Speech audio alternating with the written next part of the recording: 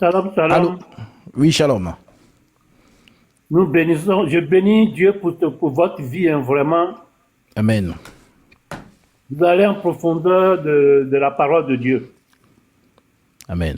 Et c'est compréhensible, c'est clair. Et depuis un moment, ça fait 2 semaines que j'ai commencé à vous suivre. Et chaque fois, les sujets que vous abordez sont enrichissants. Et ça permet de nous autres qui avons déjà une petite avancée au niveau spirituel de comprendre en profondeur la parole, en fait. Amen. De savoir qu'on a côtoyé effectivement des pasteurs qui étaient dans l'erreur totale, comme les Ivan Kapstanou et autres, que vous avez évoqué Exact. tout à l'heure. Exactement. Ouais. Et je suis complètement d'accord avec vous. Amen. Le baptistère dont vous parliez tout à l'heure, j'ai vu ça en live, donc je sais de quoi je parle. Et normalement, c'est pas immersion. Et Jésus a été baptisé dans le Jourdain, c'est pas dans un baptistère. C'est ça. Voilà, donc je suis complètement d'accord avec vous. Amen. J'ai pas grande question à poser,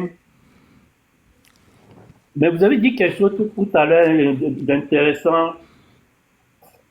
Le frère qui était passé avant celui qui vient, que vous venez de descendre, n'avait pas bien compris que Jésus, c'était Dieu lui-même.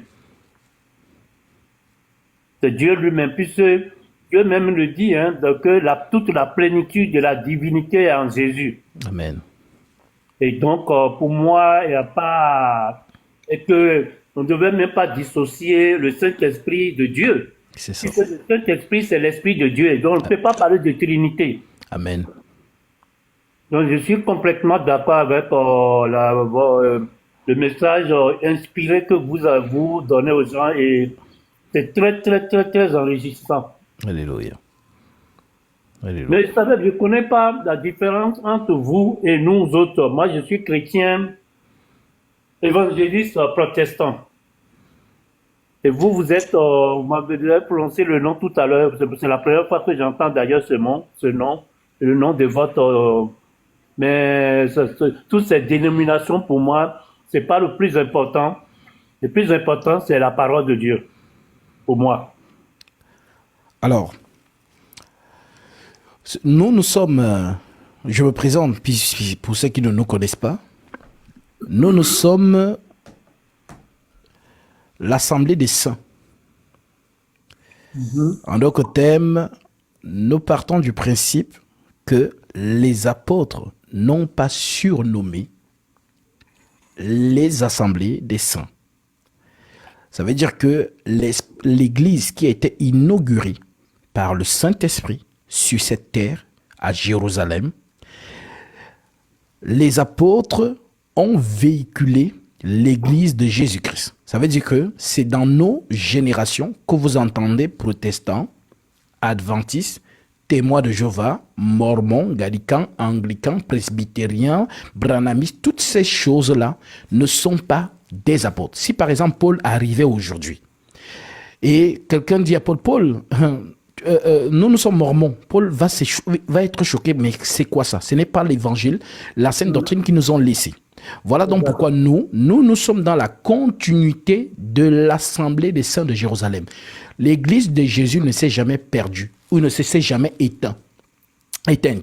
L'Église de Jésus-Christ, ce sont tous ceux-là qui ont gardé fidèlement le message apostolique tel que l'Écriture le dit dans Éphésiens chapitre 2, verset 20. Vous avez été édifiés sur l'enseignement, sur le fondement des apôtres et des prophètes, Jésus-Christ lui-même étant la pierre angulaire. Donc, je suis toujours dans cette continuité. Alors, si peut-être quelqu'un se retrouve dans un mouvement avec un nom, c'est-à-dire presbytérien, il faut qu'il demande que mais le truc là, ça vient d'où? Je ne vois pas ça dans les Écritures. Et si tu ne vois pas ça dans l'Écriture, retire-toi. Parce que l'Écriture dit quoi? L'apôtre Paul dit, ainsi donc frères, demeurez fermes et retenez les instructions que vous avez reçues, soit par notre parole, soit par notre lettre. Et selon les lettres des apôtres, notamment dans 1 Corinthiens chapitre 14, l'Écriture parle de l'assemblée des saints. Comme dans toutes les églises des saints, aucun apôtre n'a surnommé l'église de Jésus. Genre, aigle royal, hippopotame, ou alors... donc, en fait, Jésus n'a rien... les apôtres n'ont rien rajouté. Les apôtres nous appelaient l'assemblée des saints, ou encore l'église des saints. Donc, c'est dans cette continuité que nous sommes. C'est ce qui fait donc en sorte qu'aujourd'hui, quand on parle, par exemple, du christianisme, la première entité qu'on voit, c'est qui? C'est le Vatican. Pourtant, nous et les apôtres, nous ne sommes pas du Vatican. Ça, ce sont les choses qui sont nées avec ce que Constantin a eu à faire, ainsi de suite. Mais l'enseignement apostolique... Même, quoi. Voilà, exactement. Donc, comme c'est donc, on va dire, le mouvement qui a le plus grand... les plus grands, comment dirais-je, en nombre, hein, je parle en nombre, donc qui ont le plus de fidèles dans le Vatican, puisque nous tous, tout chrétien, il y a certains qui sont nés dans des familles qui étaient déjà, les parents étaient du catholique romain. On va dire ça comme ça. Ils sont nés, ils ont grandi dessus. Mais c'est quand ils sont allés lire la Bible pour la première fois qu'ils se sont dit, mais attends, il y a quelque chose qui ne va pas. Quand moi je lis les Écritures, je ne vois pas les choses qu'on fait dans le Vatican. Je ne vois pas le nom pape, je ne vois rien de tout ça ici. Alors ces personnes sont revenues dans ce qu'on appelle la fidélité des Saintes Écritures. Maintenant, en sortant de là, beaucoup se sont égarés. C'est-à-dire tu quittes le Vatican pour créer ta part. Et ils ont créé donc ce qu'on appelle la Ligue des Églises protestantes. Maintenant, protestant veut dire quoi? C'est protester contre la couronne papale. Parce que lorsqu'on entre même dans l'histoire de France, vous allez voir que Napoléon, justement, a emprisonné le pape. C'est écrit. Dans les encyclopédies de Léon XIII, ainsi de suite. Vous retrouvez plusieurs, notamment dans le National catholique 1895. Oui. Donc, la couronne française, dont le roi de France, il s'est dit, mais attends, puisque la papauté, parce que le Vatican n'est plus ce qui c'était avant, le Vatican avait la royauté sur les rois de la terre. C'est le Vatican qui commandait tous les rois, de tous les noms que vous connaissez, la Angleterre, Suède, et tout ça, machin. Tout ça, c'était des royautés. Maintenant, leur couronne qui était au-dessus d'eux, c'était la papauté. Voilà donc pourquoi Napoléon a donc eu marre d'être sous tutelle du Vatican. D'où le fait qu'il emprisonne le pape et il confisque les finances. Et ça a été un grand événement. En se disant que le pape qui est en prison, c'est un peu comme si aujourd'hui, nous regardons les informations et vous voyez qu'on a emprisonné le pape. Événement planétaire. Donc, c'est ce qui est arrivé à ce temps-là. Et ça a fragilisé ce que vous connaissez aujourd'hui comme étant le Vatican. Voilà pourquoi le Vatican, c'est une bête qui dort. Elle n'a plus sa puissance comme c'était avant. Elle est en sommeil, mais elle va se réveiller. Voilà donc pourquoi, aujourd'hui, donc, ceux qui sont sortis du Vatican ont formé ce que vous connaissez donc aujourd'hui comme dénomination, orthodoxe, presbytérien, adventiste, témoin de Jéhovah, mormon, anglican. J'ai même entendu qu'il y a les Pakistans. Donc, il y a toutes sortes de choses. Maintenant, nous, aujourd'hui, donc, si on respecte donc la parole d'Éphésiens 4, qui nous demande de garder l'unité de la foi, donc ce que tu parlais. Donc, l'unité de la foi, c'est quoi? C'est la parole que nous avons reçue. Puisque Jésus transmet la parole qu'il a ramenée aux 12. Les 12 transmettent ce qu'ils ont reçu. Voilà pourquoi Jésus leur disait, je ne prie pas seulement pour eux, mais encore pour tous ceux qui croiront en moi par leur parole. Donc tous ceux qui sont restés fidèles à l'enseignement des apôtres sont ceux qui sont dans la continuité de l'assemblée des saints de Jérusalem. C'est ça en fait. Voilà pourquoi j'engage tout chrétien. Peut-être que vous êtes de bonne volonté. J'engage tout chrétien, tout disciple qui a cru en Christ de vérifier l'endroit où il se trouve et de se questionner sur si l'assemblée où ils sont remplit les critères des Saintes Écritures. Si vous consultez cela et que vous scannez, vous voyez que non, il y a quelque chose qui ne va pas. Vous n'êtes pas au bon endroit. Vous n'êtes pas au bon endroit. Donc c'est ça dans mon travail, ramener tous les enfants de Dieu à la fidélité de la sainte doctrine que nous avons reçue des apôtres. Amen. Voilà mon frère. Mais vous avez au-dessus de vous quelqu'un, vous avez, comment on appelle, un mentor. Qui est votre mentor? Mon mentor, c'est le mentor de l'apôtre Paul. En d'autres termes, le Saint-Esprit. Donc, comme Paul disait, Paul l'a dit dans Donc, quand je dis ça, en fait, vous venez de quelque part, comme moi, et avant de devenir chrétien. Oui. Et on ne devient pas chrétien comme ça du jour au lendemain. Bien sûr, bien sûr. Il y a eu une procédure, il y a un déclic un jour pour que cela arrive. Et que vous étiez dans une assemblée au départ. Et par la suite, peut-être avant de devenir, rentrer dans l'assemblée des saints dont vous parliez. Exactement. Vous êtes venu de quelque part. Exactement. Moi, mon origine, on va dire dans la foi, c'est le Vatican. Catholique. J'étais dans le... Catholique veut dire universel. Moi, je parle du Vatican. D'accord. Puisque l'église catholique, ça veut dire église universelle. Donc, oui. Tous les saints sont dans l'église l'église de Jésus-Christ. Il y a tout bord de nations. Il y a les Congolais, il y a les Pakistanais, il y a les Américains. Il y a donc universel. Maintenant, quand moi je dis que je sors du Vatican, ça veut dire que je suis né, c'est-à-dire mes parents ou mes grands-parents étaient eux-mêmes dans le système du Vatican. Donc mon arrière-grand-père, mon grand-père, mon père étaient dans le Vatican. Mes grands-mères aussi, forcément. Donc ma mère aussi était dans le Vatican. Maintenant, moi je suis né dans cette famille. J'ai grandi dans cette famille avec les mœurs du Vatican. Le chapelet, voilà, les 7 péchés capitaux, la catéchèse, la première communion, la confirmation, toutes ces choses-là, j'étais dans le Vatican. J'ai même servi en tant que servant de messe, j'ai fait tous mes grades dans le Vatican. Maintenant. En tant que enfant de cœur. En tant qu'enfant de cœur, exactement. Donc, j'ai connu ça aussi. Voilà, donc ce qui fait donc en sorte que nous, quand nous on était dans le Vatican, nous on regardait ceux qui n'étaient pas du Vatican, qui se réclamaient d'être témoins de Jéhovah ou bien les églises réveillées là, nous on les regardait de haut en se disant que ce sont des perdus. Du coup, moi, en tant qu'ex-footballeur professionnel que j'étais, quand je quittais dans le Cameroun pour signer au Real Majorque, ma mère m'a remis une statuette, la statuette de Marie. Elle m'a dit, mon fils, moi je ne connais pas les choses occultes et les marabouts et tout ça. Je te donne cette statuette qui va t'accompagner partout où tu iras. Tous les clubs où tu vas jouer, fais toujours un hôtel de cette statuette. Et dans tous les clubs où je suis passé, Manchester City, tous ces clubs-là, j'ai toujours eu cette statuette. Donc, avant les matchs, je priais, un peu comme Cristiano Ronaldo qui fait le rosaire. On va dire ça comme ça.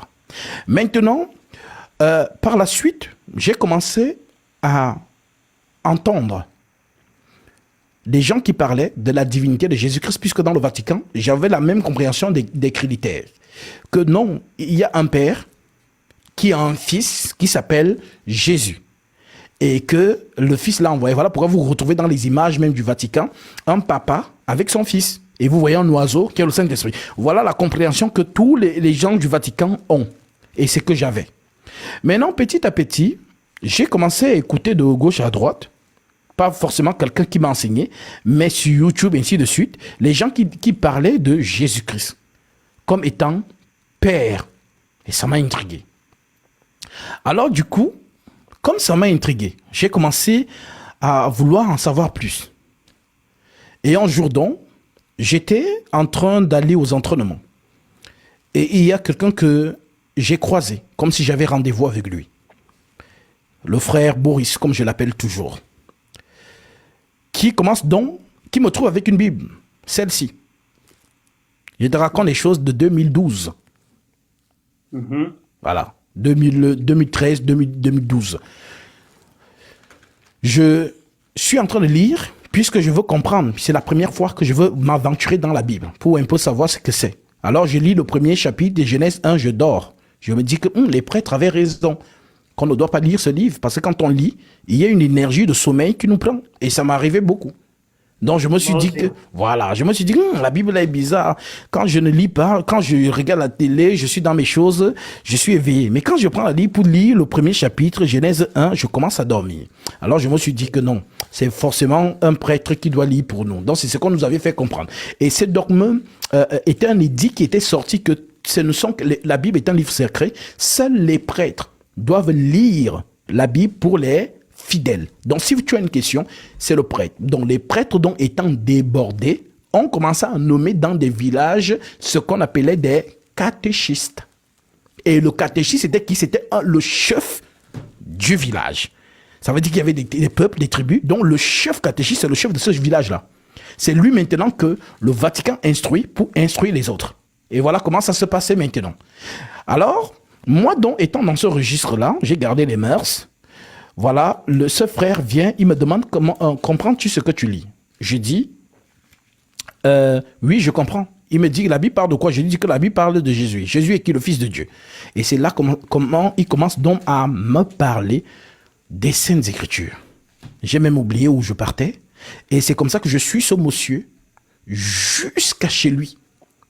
Et il me dit, je suis arrivé chez moi, donc j'ai dit non, vous avez commencé, que j'ai toujours envie d'écouter. C'est comme ça qu'il commence à me parler et il me donne rendez-vous demain. Donc le lendemain, je ne vais pas donc aux entraînements et je viens et on parle de ça, on parle de ça. C'est lui donc par la suite qui me ramène dans une, justement, assemblée. Et moi, à l'époque, je sors du Vatican. Moi, tous les dimanches, quand je pars à la messe, c'est à la cathédrale Notre-Dame de Paris, celle qu'on vient d'ouvrir là, qui était brûlée là.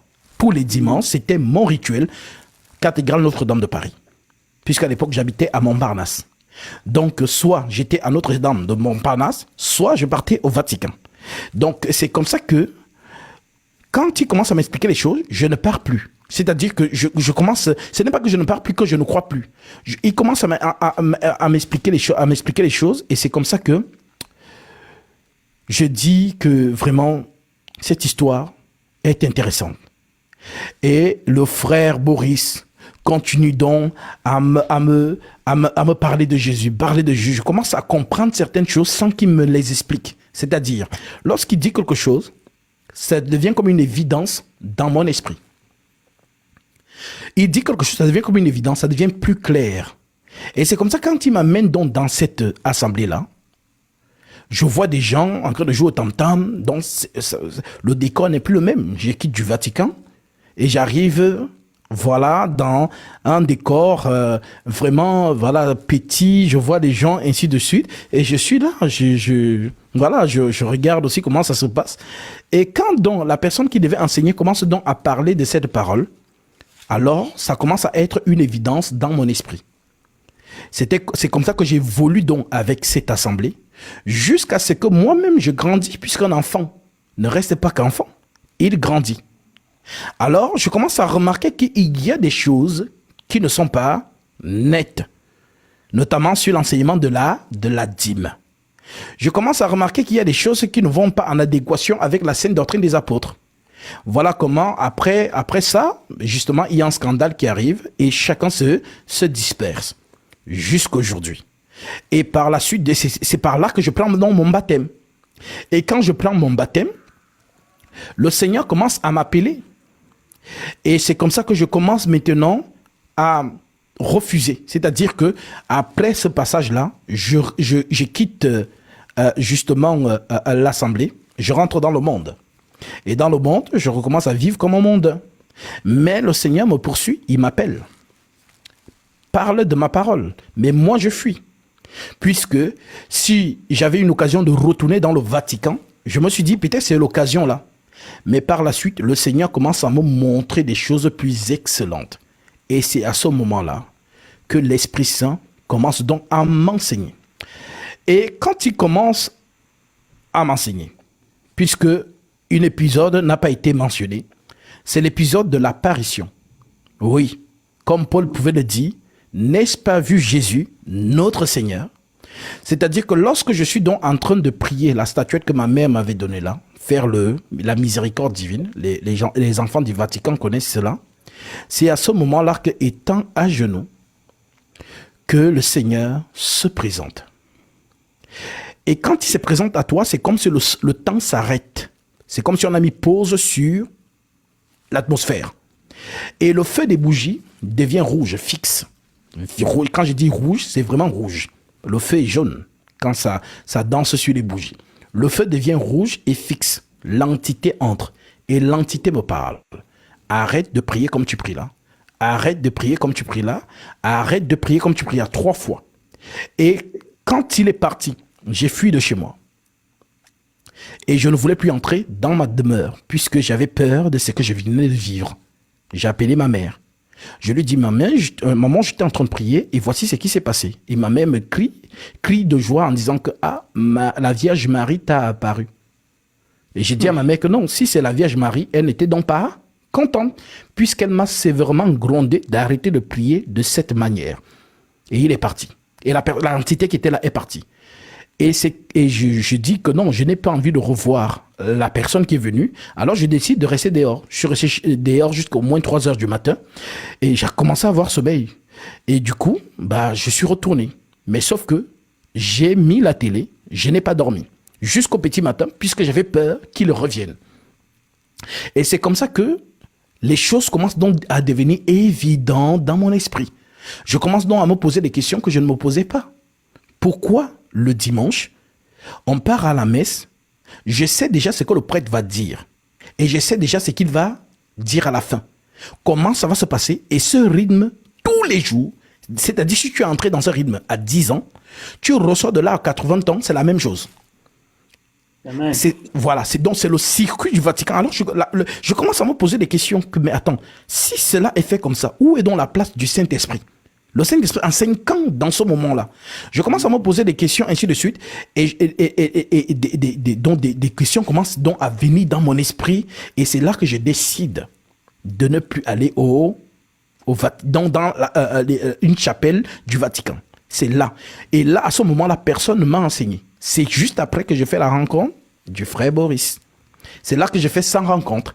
Et par la suite, justement, ces événements que je vous ai dit précédemment arrivent. Et là, je me retrouve dans le monde. Mais le Seigneur continue à me suivre, à m'appeler à enseigner la parole. Mais je refuse, puisque moi, je suis à fond dans mon entreprise.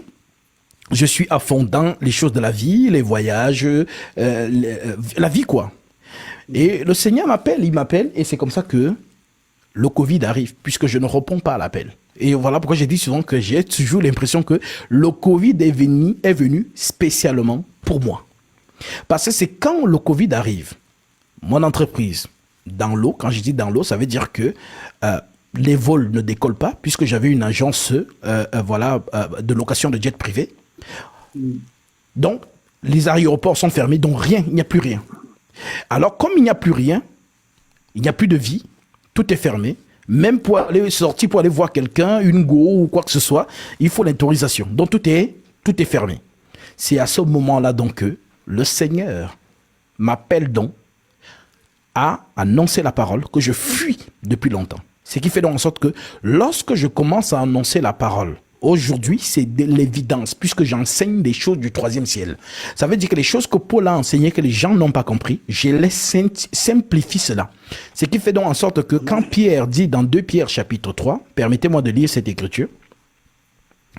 Dans 2 Pierre chapitre 3, l'apôtre Pierre dit à tout le monde, en ce qui concerne Paul, verset 15, « Croyez que la patience de notre Seigneur Jésus-Christ est votre salut, comme notre bien-aimé frère Paul vous l'a aussi écrit selon la sagesse qui lui a été donnée. C'est ce qu'il fait dans toutes les lettres où il parle de ces choses, dans lesquelles il y a des points difficiles à comprendre, dont les personnes ignorantes et mal affermies tordent le sens, comme celui des autres écritures pour leur propre ruine. Je répète, croyez que la patience de notre Seigneur Jésus-Christ est votre salut, comme notre bien-aimé frère Paul vous l'a aussi écrit selon la sagesse qui lui a été donnée. C'est ce qu'il fait dans toutes les lettres où il parle de ces choses, dans lesquelles il y a des points difficiles à comprendre, dont les personnes ignorantes et mal affermies tordent le sens. L'Écriture continue en disant, vous donc qui êtes avertis, maintenez-vous sur vos gardes, peur qu'entraînés par l'égarement des impies, vous ne veniez à des choix de votre fermeté, mais croissez dans la grâce, dans la connaissance de notre Seigneur et Sauveur Jésus-Christ. À lui soit la gloire maintenant et au siècle pour l'éternité. Amen. Donc, en gros, tout ce que Paul a enseigné, que les gens ont tordu ou ont mal compris, c'est ce que je suis en train de refaire. C'est ce que l'Esprit m'amène donc à ramener à la compréhension les gens qui n'ont pas compris l'enseignement de Paul. Car c'est Paul qui a reçu l'excellence de la révélation, l'excellence de la connaissance. Par exemple, aujourd'hui, j'ai parlé de l'archange Michael. Quand je dis que l'archange Michael, c'est Jésus-Christ, les chrétiens, entre guillemets, sont choqués. Pourtant, Paul leur a enseigné ça. 1 Thessaloniciens chapitre 4. Les chrétiens sont choqués. Lorsqu'on parle du 666, puisqu'aujourd'hui, les gens n'avaient pas le mystère du 666. Personne n'avait le mystère du 666. Si quand tu entres sur YouTube, les journalistes, les théologiens, les littéraires, les historiens, tout le monde a essayé de faire son équation concernant le 666, mais ils ne sont pas parvenus. Et comme je l'ai dit, celui qui a reçu la parole la plus élevée, c'est Paul. Personne n'a reçu la parole au-dessus de lui. Voilà pourquoi il peut fermer le ciel en disant, si même nous, ou un ange vient du ciel, vous annoncez un autre évangile que celui que nous vous avons prêché, qu'il soit anathème. Ça veut dire qu'il n'y a pas une autre révélation qui viendra du ciel que Paul n'a pas reçue. Il est la fin de la révélation. Et il le dit lui-même dans Tite. Permettez-moi de lire ça. Tite chapitre 1, verset 1. L'apôtre Paul dit ceci. Paul, serviteur de Dieu, et apôtre de Jésus-Christ pour la foi des élus de Dieu et de la connaissance de la vérité qui est selon la piété, lesquels reposent sur l'espérance de la vie éternelle, promise dès les plus anciens temps par le Dieu qui ne ment point et qui a manifesté sa parole en son temps par la prédication qui m'a été confiée. Pas qui nous a été confié, qui m'a été confié. Voilà pourquoi quand Paul vient par la suite, tous les 12 vont le rejoindre dans ce qu'il a enseigné. Ce qui fait donc en sorte que ce Paul, c'est lui qui a décortiqué le 666. Mais les gens n'ont pas compris son enseignement. Parce que quand on parle de 6, le chiffre 6, c'est le chiffre de l'homme. Selon Genèse chapitre 1, verset 24. L'homme créé le 6e jour, c'est qui? C'est Adam. Donc lorsqu'on nous appelle Adam, on peut nous appeler 6. Donc quand on parle du 6, on parle de l'homme. Maintenant, Paul a parlé de 2 hommes qu'il a appelés mystère de la piété et mystère de l'iniquité. 2 hommes. Et ce sont ces 2 hommes-là qui vont marcher tout au long de la prophétie. Voilà pourquoi au début, on voit 2 hommes, Abel et Caïn. Au milieu, on voit 2 hommes, Jésus et Judas Iscariote. Et à la fin, on voit 2 hommes encore, Jésus-Christ, dont l'archange Michael, et l'antichrist, le dragon, qui doivent donc s'affronter pour la suprématie de cette terre. Puisque la terre est un royaume. Et dans ce royaume, soit c'est César, soit c'est Jésus. Soit c'est César, soit c'est Jésus. Voilà donc pourquoi celui qui règne sur toute la terre, au temps de Jésus, c'est qui? C'est César. C'est César qui règne sur toute la terre. Maintenant, César juge Jésus, puisque Pilate, c'est le gouverneur de César. Lorsqu'il s'assoit sur le pavé, il s'assoit là au nom de César. Voilà donc pourquoi Jésus étant donc jugé par César, les Juifs répondent ce jour-là. Quand Pilate dit aux Juifs, voici votre roi. Les Juifs répondent, nous n'avons de roi que César. Donc sur cette terre, cette planète, il n'y a pas de place pour 2 rois. C'est soit c'est César, soit c'est Jésus. Maintenant, pour que Jésus vienne prendre les règnes dans ce monde, il faut d'abord que César arrive. Et César, c'est l'antichrist que Paul annonce dans 2 Thessaloniciens chapitre 2, verset 1. Donc lorsque ce dernier va venir, ça sera un homme, ça ne sera pas un esprit. C'est cet homme-là qu'on appelle donc aussi 6. Donc lorsqu'il viendra, il régnera en tant qu'homme sur la terre. Toute la terre, la Bible en parle. Et lorsqu'il sera en train de régner... Vous appelez l'homme 6 parce que l'homme a été créé le 6e jour, c'est ça? Oui, puisque l'écriture le dit. L'apôtre Paul parle encore du mystère de la piété dans 1 Timothée chapitre 3. Lorsqu'il parle du mystère de la piété, il parle de l'homme. Dieu a été manifesté en chair. Et donc, l'homme qui est manifesté en chair, c'est qui? L'esprit qui est manifesté en chair, c'est Jésus-Christ. Maintenant, quand Paul nous explique de l'autre manière, dans 2 Thessaloniciens, il nous dit, permettez-moi de lire ça, c'est mieux. 2 Thessaloniciens, chapitre 2, verset 1. L'apôtre Paul dit, pour ce qui concerne l'avènement de notre Seigneur Jésus-Christ et de notre réunion avec lui, nous vous prions, frères, de ne pas vous laisser facilement ébranler dans votre bon sens et de ne pas vous laisser troubler soit par quelque inspiration, soit par quelques paroles, ou soit par quelques lettres qu'on dirait venir de nous, comme si le jour du Seigneur était déjà là.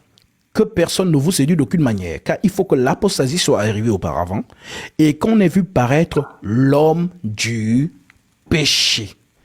Donc l'homme du péché là, c'est donc lui, l'antichrist. L'homme du péché, le fils de la perdition. Donc si nous disons fils de la perdition, ça sous-entend que la perdition c'est un papa, n'est-ce pas? Pourtant, quand on dit fils de Dieu, les gens se précipitent à croire que Dieu c'est un papa qui a son fils.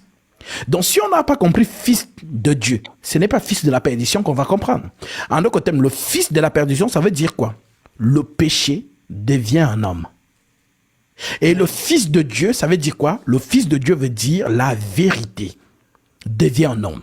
Le péché, c'est le mensonge. Donc, le menteur devient un homme. Satan, voilà pourquoi on dit qu'il est le père du mensonge.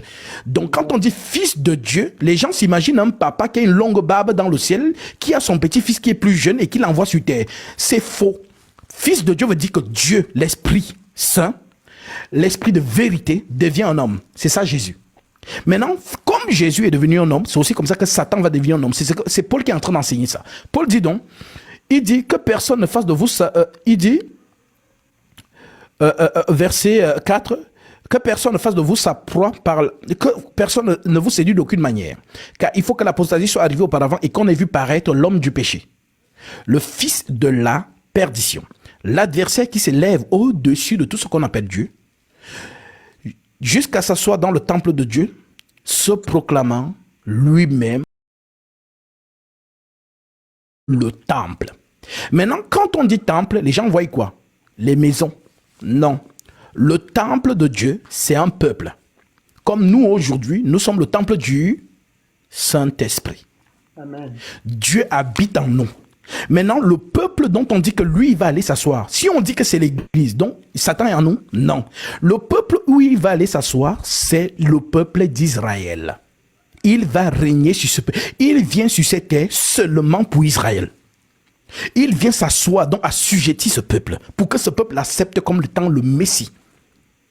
Voilà donc pourquoi il ne vient pas chez les Congolais, chez les Camerounais, chez les Romains, chez les Français. Il vient chez Israël. C'est là-bas qu'il va sortir. Si on vous dit que l'Antichrist est sorti à Rome, c'est faux. L'Antichrist doit sortir des 12 tribus d'Israël. En d'autres termes, de la maison mère, dont Israël. Ce sera un juif. Il sortira de là-bas. Puisque Israël, pour qu'il accepte, il doit remplir les conditions du Messie. Et il va remplir ces conditions. De la même manière que Marie a eu un enfant dans son ventre. Et il y a une femme sur cette terre qui sera enceinte de cet enfant-là. C'est ce qu'on ne vous dit pas. Il y a une femme sur cette terre qui va avoir un enfant. Cet enfant-là, c'est donc le tabernacle de Satan. Donc, lorsque cet enfant va naître, cet enfant, l'esprit de Satan, va donc tabernacler de la même manière que le Saint-Esprit a tabernaclé Jésus-Christ. Voilà pourquoi on dit en lui habita corporellement toute la plénitude de la divinité. Donc en fait, nous sommes ici dans une guerre céleste, la guerre des esprits. Le corps n'a rien à voir. Voilà donc pourquoi Dieu, pour venir dans cette dimension, amène un corps. Tu n'as voulu ni sacrifier ni offrande, mais tu m'as formé un corps. Donc le corps qu'il forme, c'est le corps où il va habiter. Tu as dit ce verset tout à l'heure, en lui habita corporellement toute la plénitude de la divinité. Donc de la même manière qu'il a été justement dans ce monde, c'est de la même manière que Satan vient. Et quand il va venir, ça sera une femme qui le mettra au monde. Ce sera un enfant qui va grandir sur cette terre et qui aussi à 30 ans sera publié sur le monde entier. Et c'est Israël qui va le présenter. Retenez bien ce que je vous dis. Donc, c'est ce que Paul annonce ici. Ça, c'est votre inspiration, mais c'est biblique. C'est biblique, c'est ce que Paul est en train de dire ici. Je répète encore, verset 3. Ouais. Que personne ne vous séduise d'aucune manière, car il faut que l'apostasie soit arrivée auparavant, et qu'on ait vu paraître l'homme du péché. Donc, l'homme du péché, là, il va venir comment? Est-ce que les chrétiens déjà se sont assis, ils ont réfléchi sur ça? Il va venir comment? Il va apparaître dans le ciel? Non. Il va naître. Jésus est né. Voilà. En fait, il faut savoir qu'il y a la lumière, il y a les ténèbres. Donc, ce que la lumière a fait, les ténèbres vont copier. Même chose. Donc, comme Jésus a dit, je suis venu au nom de mon Père, vous ne me recevez pas. Si un autre vient en son propre nom, vous le recevrez. Jésus a prophétisé, il va venir et les gens vont le recevoir. Jésus a dit, je suis venu au nom de mon Père, vous ne me... C'est écrit dans Jean chapitre 5 verset 43 pour ceux qui vérifient. Je suis venu au nom de mon Père, vous ne me recevez pas. Si un autre vient en son propre nom, vous le recevrez. Donc le nom, c'est quoi? Le nom, c'est l'autorité de cette personne. L'autorité de Dieu, c'est sa parole. 2 Timothée 2, 19. Néanmoins, le solide fondement de Dieu reste debout avec sa parole qui lui sert de sceau. Donc le sceau de Dieu, c'est sa parole. C'est ce qu'on appelle marque. Donc tous ceux qui ont la marque de Jésus ont sa parole. Pendant que sur cette terre, il y a les gens qui attendent une marque de la bête imaginaire. Ça veut dire quoi? Les gens parlent du tatouage, qu'on va les mettre en gros tatouage sur le front ou bien sur la main. C'est ce qu'on appelle la marque de la bête. Ils n'ont rien compris. La marque de cette entité, ce sera sa parole. Ça veut dire que ce qu'il va proclamer, c'est, si tu veux vivre dans son royaume, tu dois être un avec sa proclamation. C'est ce qu'on appelle dans la marque. Voilà pourquoi on dit que tu ne peux ni acheter ni vendre si tu n'as pas la marque. Et les gens ne comprennent pas le discours d'acheter et de vendre. On retrouve le même discours dans la Bible. Matthieu chapitre 25. Lorsque les vierges folles viennent vers les sages en disant « Donnez-nous de votre huile, car nos lampes s'éteignent. » Les sages répondent « Il n'y en aura pas assez pour nous et pour vous. Allez plutôt vers ceux qui en vendent. » Vendre l'huile, ça veut dire enseigner. Ça veut dire que ceux que Jésus a oint pour enseigner la parole, ce sont ceux qui vendent l'huile. Voilà donc pourquoi nous aujourd'hui, l'Esprit Saint est en train de répandre son huile, c'est-à-dire la parole. Comme les fils de la perdition le font aussi par l'esprit de Satan, ce qu'on appelle la ruse ou le mensonge. C'est ce que Paul dit dans 2 Corinthiens chapitre 11 verset 12. Paul dit, j'agis et j'agirai de la sorte pour ôter ce prétexte à ceux qui cherchent un prétexte, afin qu'ils soient trouvés tels que nous dans les choses dont ils se glorifient. Ces hommes-là, ce sont des faux apôtres, des ouvriers trompeurs, déguisés en apôtres de Christ, et cela n'est pas étonnant puisque Satan lui-même se déguise en ange de lumière. Il n'est donc pas étrange que ces ministres se déguisent aussi en ministres de justice. Leur fin sera selon leurs œuvres. Autant Jésus avec des apôtres, autant Satan a des apôtres qui sont aussi des êtres humains, comme vous et moi. Donc l'esprit là prêche à travers eux dans la ruse. Parce qu'on pense que donc, quand on dit menteur, ça veut dire que Satan, il vient vous montrer ouvertement que non, je mens. Non. Vous voyez le Vatican, c'est donc ça qu'on appelle Satan. Avec le décor et avec la parole. D'où le fait que vous voyez beaucoup d'adhérents. Et le Vatican, vous voyez, c'est la prophétie de Paul. Parce que pour ceux qui connaissent l'histoire, c'est-à-dire, ce n'était pas le Vatican. Ça avait bien commencé. Mais Paul a prophétisé. Je vous lis la prophétie. Et puis je reviens dans 2 Thessaloniciens. Si nous prenons Acte chapitre 20, Acte 20, verset 26, voici ce que Paul dit. Car je vous ai annoncé tout le conseil de Dieu sans en rien cacher. Car, le verset 26, c'est pourquoi je vous déclare aujourd'hui que je suis pur du sang de vous tous. Car je vous ai annoncé tout le conseil de Dieu sans en rien cacher. Ça veut dire quoi? L'esprit que Paul a reçu, c'est tout le conseil de Dieu. Qu'est-ce qu'on appelle conseil de Dieu? La parole. Donc Paul a reçu donc la révélation la plus élevée. Il dit donc à l'église que je suis pur du sang de vous tous parce que je vous ai tout prêché. Je n'ai rien caché. Je n'ai rien gardé.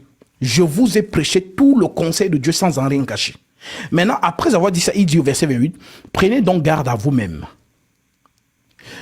Prenez donc garde à vous-même. Moi, je vous ai prêché, mais je vais partir. Et quand je vais partir, l'ennemi va entrer. Prenez donc garde à vous-même. Prenez donc garde à vous-même et à tout le troupeau sur lequel le Saint-Esprit vous a établi évêque pour paître l'église du Seigneur, qu'il s'est acquise par son propre sang. Je sais qu'il s'introduira parmi vous, après mon départ, des loups cruels qui n'épargneront pas le troupeau, et qui se lèvera du milieu de vous des hommes qui enseigneront des choses pernicieuses, pour entraîner les disciples après eux. Voyez-vous? Donc Paul a déjà annoncé que dès que je pars, Satan vient. Donc, on dit encore dans 2 Corinthiens chapitre 11, verset 1. Oh, si vous pouviez supporter de ma part un peu de folie, dit Paul. Car je suis jaloux de vous d'une jalousie de Dieu, parce que je vous ai fiancé à un seul époux pour vous présenter à Christ comme une vierge pure. Si quelqu'un, donc pour vous présenter à Christ comme une vierge pure, si quelqu'un vient vous prêcher un autre Jésus que celui que nous vous avons prêché, ou si vous recevez un autre esprit que celui que vous avez reçu, ou un autre évangile que celui que vous avez embrassé, vous le supportez fort bien. Donc, de la même manière, il y a le vrai Jésus et il y a le faux Jésus. De la même manière, il y a le vrai Saint-Esprit, il y a le faux Saint-Esprit. De la même manière, il y a le vrai évangile, il y a le faux évangile. C'est ce que Paul dit. Je répète. 2 Corinthiens 11, verset 1 à 2. Oh, si vous pouviez supporter de ma part un peu de folie, ben vous me supportez. Car je suis jaloux de vous d'une jalousie de Dieu, parce que je vous ai fiancé à un seul époux pour vous présenter à Christ comme une vierge pure. Toutefois, de même que le serpent séduisit Ève par sa ruse, le serpent a séduit Ève par sa ruse. De même que le serpent séduit Ève par sa ruse, je crains que vos pensées ne se corrompent et ne se détournent de la simplicité à l'égard de Christ. Car si quelqu'un vient vous prêcher un autre Jésus que celui que nous vous avons prêché, ou si vous recevez un autre esprit que celui que vous avez reçu, ou un autre évangile que celui que vous avez embrassé, vous le supportez fort bien. En d'autres termes, l'ennemi est dissimulé. L'ennemi travaille, l'ennemi prêche le mensonge et beaucoup de gens adhèrent à ce mensonge spirituellement. Donc, pendant que les gens attendent une marque de la bête imaginaire, la marque de la bête est déjà là parmi nous depuis le jardin d'Éden. Amen. Dans le jardin d'Éden, on revient à la même chose. Dieu parle à l'homme. Genèse chapitre 2. Lisons un peu ça. Genèse chapitre 2. Nous sommes au verset 16. Il est écrit. Je prends le verset 18. L'Éternel Dieu dit, il n'est pas bon. Amen. L'Écriture dit au verset 16. L'Éternel Dieu donna cet ordre à l'homme. Tu pourras manger de tous les arbres du jardin. Mais tu ne mangeras pas l'arbre de la connaissance du bien et du mal. Car le jour où tu mangeras, tu mourras. C'est ça donc qu'on appelle la marque de Dieu. Dieu, c'est sa parole. Dieu a donné sa parole à l'homme. Maintenant, allons dans Genèse 3, verset 4. Alors le serpent dit à la femme, vous ne mourrez point. Donc Dieu dit, le jour où tu mangeras, tu mourras. Le serpent dit à la femme, vous ne mourrez point. Donc, il y a 2 semences dans le jardin. La vérité que Dieu a dit à Adam et le mensonge que le serpent a dit à la femme. Ce sont ces 2 paroles-là qu'on appelle marques. Voilà donc pourquoi l'homme a reçu la marque de Dieu, la femme a reçu la marque du serpent. Pourquoi? Parce qu'elle a cru à ce que le serpent lui a dit. Ce qui fait donc en sorte que ces 2 paroles, c'est elles qui vont donc devenir des fils. Quand on dit Abel le juste, on identifie la parole de Dieu. Quand on dit Caïn le meurtrier, on identifie Satan. Voilà donc pourquoi dans l'épître de Jean, Jean nous dit ne soyez pas comme Caïn qui tua son frère. Donc le mensonge je veux que les chrétiens le comprennent une fois pour toutes. Nous sommes dans une bataille céleste. Il ne s'agit pas des corps. Nous sommes dans une bataille céleste. La vérité contre le mensonge. Amen. Qu'on appelle encore la lumière contre les ténèbres. Parce que quand on dit ténèbres, les gens pensent à la nuit. Ou l'obscurité. Non, c'est un langage spirituel. Les ténèbres veut dire mensonge. Et la lumière veut dire vérité. Donc quand on dit, Jésus dit, je suis la lumière du monde. N'imaginez pas une grosse boule qui est lumineuse. Non, la lumière, c'est la vérité. Jésus est la vérité incarnée. Satan est le mensonge qui va s'incarner. Voilà donc pourquoi Jésus est venu. Il a fini de prêcher, il est parti. Maintenant, Paul nous dit donc que Satan arrive. Je relis encore cela. 2 Thessaloniciens, chapitre... La marque était déjà dans le jardin d'Éden. Oui, elle est toujours là. C'est ça. Donc, en gros, pour dire que les gens qui lisent l'Apocalypse, parce que les gens pensent que l'Apocalypse, c'est un livre chronologique. Mais non, l'Apocalypse est une répétition d'Ézéchiel. C'est une répétition du livre de Daniel. Donc, ce sont des choses qui sont déjà passées, qui sont et qui arrivent. Voilà pourquoi l'ange dit, écrit les choses qui sont et qui viennent, c'est-à-dire les choses qui doivent arriver bientôt. Parce qu'on dit que le Saint-Esprit, quand il viendra, il nous prêchera les choses à venir. Amen. Donc, les choses dont à venir, c'est ce que donc Paul nous a donc prophétisé. Voilà pourquoi, même s'il n'est plus là, ces écritures sont là. Et alors, il nous dit au verset 4, l'adversaire qui s'élève au-dessus de tout ce qu'on appelle Dieu, de ce qu'on adore, jusqu'à s'asseoir dans le temple de Dieu, se proclamant lui-même Dieu. Ne vous souvenez-vous pas que je vous disais ces choses lorsque j'étais encore chez vous? Et maintenant, vous savez ce qui le retient, afin qu'il ne paraisse qu'en son temps. Car le mystère de l'iniquité agit déjà. Le mensonge agit. C'est ce qu'on appelle mystère de l'iniquité. Donc, son esprit est en train de mentir aux gens. Le mystère de l'iniquité agit déjà. Il faut seulement que celui qui le retient encore ait disparu. Alors, paraîtra, donc de manière physique. Parce qu'avant que le Saint-Esprit ne soit en Jésus, l'Esprit là était déjà là. Et l'Esprit là a parlé avec Daniel. C'est l'Esprit qui parle avec Daniel qui s'incarne plus tard. Voilà donc pourquoi les gens pensent que non, Jésus, il commence à vivre, à exister quand Marie l'a mis au monde. Non. Jésus est celui qui a parlé avec Moïse sur la montagne. Jésus est celui qui a parlé avec Ézéchiel, avec Daniel. Tous ces prophètes-là. Voilà pourquoi l'apôtre Pierre nous dit dans 1 Pierre chapitre 1 verset 10. Les prophètes qui ont prophétisé touchant la grâce qui vous était réservée ont fait de ce salut l'objet de leur recherche et de leur investigation, voulant sonder l'époque et les circonstances marquées par l'esprit de Christ qui était en eux. Donc, quand Ésaïe prophétisait, quand Jérémie prophétisait, quand Amos, quand Osée, tous ces prophètes, quand ils prophétisaient, c'était Jésus en eux qui prophétisait. Maintenant, quand cela s'accomplit, la prophétie est devenue homme. Parole faite chair. La loi, les psaumes et les prophètes n'ont parlé que de moi. Donc ce que les prophètes, la loi, les psaumes ont annoncé est devenu matériel. C'est donc ça qu'on appelle la bonne nouvelle. Donc quand on dit bonne nouvelle, ce n'est pas un livre. Non, la bonne nouvelle c'est un homme.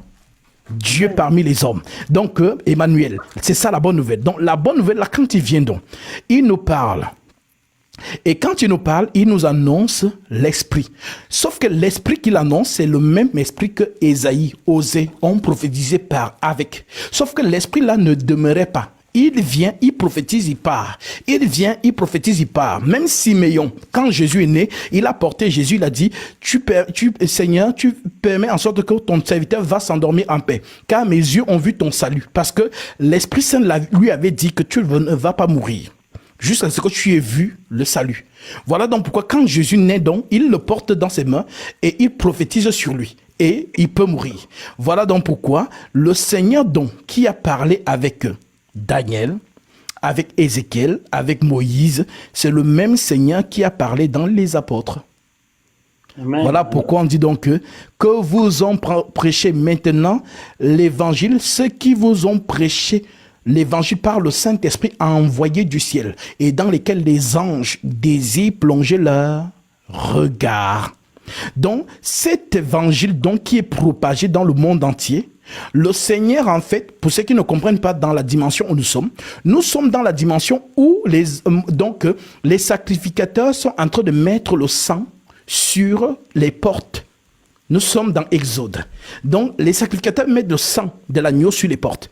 Donc, l'évangile, c'est mettre le sang sur les portes. Tous ceux qui reçoivent l'évangile reçoivent le sang du Christ. On met le sang sur la porte parce que la mort vient.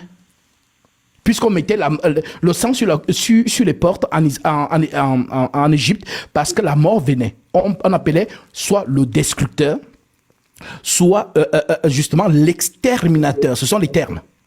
Donc l'exterminateur qui vient, c'est la mort, c'est lui le déluge. Le déluge vient pour ravager. Maintenant, quand le déluge arrive, il y avait quoi? Il y avait l'arche de Noé. Ceux qui étaient dans l'arche, le déluge ne les a pas touchés. Ce qui fait donc en sorte que dans Exode, Dieu parle tantôt d'une manière, tantôt d'une autre. Ceux qui mettaient le sang sur la porte, ce sang-là servait donc de signe. afin que ceux qui ont le sang sur la porte, la mort ne les touche pas. La colère ne descend pas sur eux. C'est donc ça que Paul prêche en disant dans Romains chapitre 8, verset 1, « Il n'y a plus de condamnation pour ceux qui sont en Jésus-Christ. » Donc si tu es en Jésus, la mort ne te touchera pas. Et c'est ça l'évangile qu'il a prêché. Celui qui mange mon corps et boit mon sang a la vie et éternelle. Alors, maintenant que l'apôtre Paul nous a donc annoncé que l'ennemi arrive. L'apôtre Paul dit au verset 7, « Car le mystère de l'iniquité agit déjà. Il faut seulement que celui qui le retient encore ait disparu. Alors paraîtra l'impie, que le Seigneur Jésus-Christ détruira par le souffle de sa bouche et qu'il anéantira par l'éclat de son avènement. » En d'autres termes, quand Jésus arrive, Jésus doit venir trouver Satan régnant sur la terre. De la même manière qu'il est venu, il a trouvé qui régnant sur la terre? César. Voilà. Donc, de la même manière que César, puisque la prophétie de Daniel annonçait une statuette, peut-être tu as entendu parler de ça, une statuette qui avait justement, qui était grande et qui avait 4 métaux. Oui. L'or, l'argent, le bronze et le fer. Ouais. Donc, ces 4 métaux, on nous explique que, donc Gabriel, par Daniel, explique que l'or, c'est Babylone. L'argent, c'est le royaume médo-perse. Le cuivre ou encore le bronze, c'est le royaume de Javan. Et le fer, c'est Rome. Voilà donc pourquoi, avec précision, nous voyons que Jésus n'a pas apparu pendant le règne de Babylone. Jésus n'est pas apparu sur la terre. Pendant le règne de Médo-Perse, l'argent, Jésus n'a pas apparu. Pendant le règne de Javan, Alexandre le Grand, Jésus n'a pas apparu. Mais pendant le règne de Rome, Jésus apparaît. Et il naît sous domination romaine. C'est ça la précision. Donc de la même manière que les soldats romains l'ont crucifié, par la complicité des Juifs, parce que c'est ce que Pierre répète dans 1 Pierre lorsqu'il fait son discours. Permettez-moi de rappeler ce discours. C'est 2 lignes. Actes chapitre 4.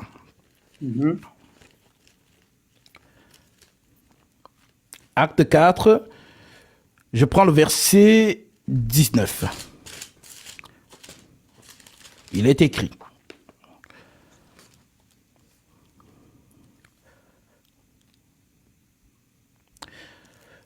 Je prends le verset 24. Il dit, « Lorsqu'ils eurent entendu, ils élevèrent à Dieu la voix, tous ensemble, et dirent, Seigneur, toi qui as fait le ciel et la terre, la mer et tout ce qui s'y trouve, c'est toi qui as dit par le Saint-Esprit, par la bouche de notre père David, ton serviteur David, pourquoi ce tumulte parmi les nations et ces vaines pensées parmi les peuples?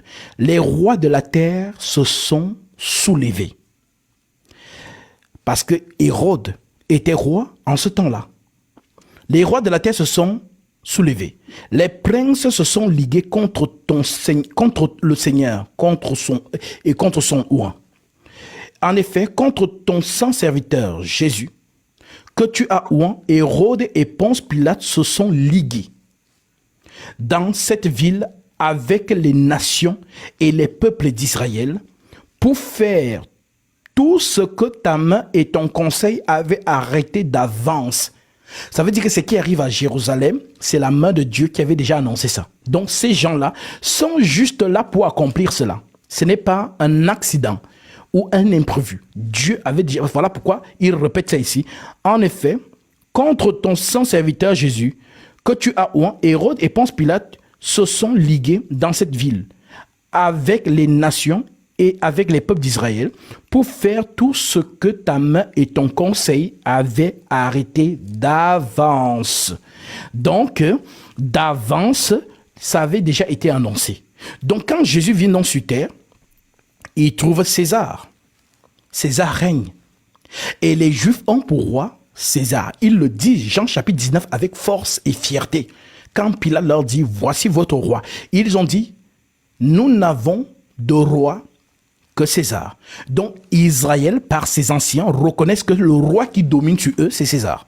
Nous n'avons de roi que César. Et quiconque se fait roi se déclare contre César. Voilà donc pourquoi le Seigneur arrive sous domination de César, ôte le péché et part.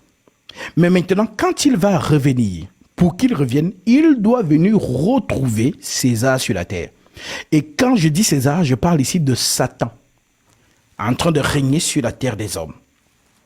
Alors, lorsqu'il paraît donc, c'est pour détruire. Parce qu'en ce temps-là, il n'y aura plus de pays. Il n'y aura plus de Congo, ni de Cameroun, ni de France, ni d'États-Unis. Il y aura ce qu'on appelle c'est-à-dire le royaume de la terre mondiale. Voilà pourquoi la statuette de Daniel représente 4 royaumes qui vont devenir un. Voilà donc pourquoi celui qui a terrassé Babylone, c'était qui? Royaume médo-perse. Celui qui a terrassé le royaume médo-perse, c'était qui? C'est le royaume de Javan. Celui qui a terrassé le royaume de Javan, c'est Rome. Et Rome s'est établi en maître. Voilà pourquoi, jusqu'à aujourd'hui, Rome n'a jamais disparu. Rome s'est déguisé en ce qu'on appelle 10 tribus barbares. Et les 10 tribus barbares sont ce qu'on appelle aujourd'hui la France. Ses ancêtres, ce sont les Francs. Les Saxons, leurs ancêtres, c'est l'Angleterre.